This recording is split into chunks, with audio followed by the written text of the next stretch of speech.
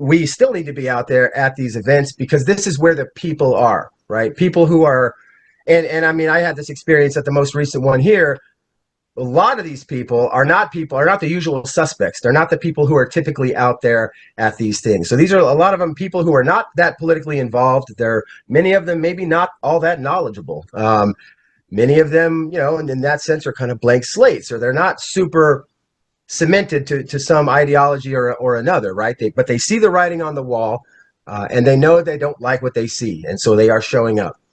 The way I see it is this is an opportunity for us. So, like I mentioned a minute ago with the 2020 protests, rather than the cops and the suits showing up to co-opt our movements, as we have so many times seen, I would like to flip that and ask the question of us, how can we co-opt their movement, right?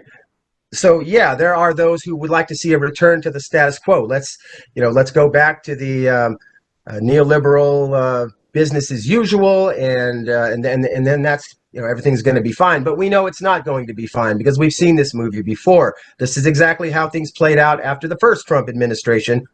We did that, right? We brought in President Biden, and where did that get us? That just got us a second wave of orange villain fascism, right? So. And that cycle is going to continue. So that cycle needs to be broken. So how do we co-opt their movement? How do we flip that script?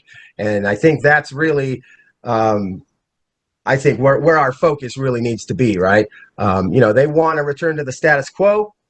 Let's give them a revolution.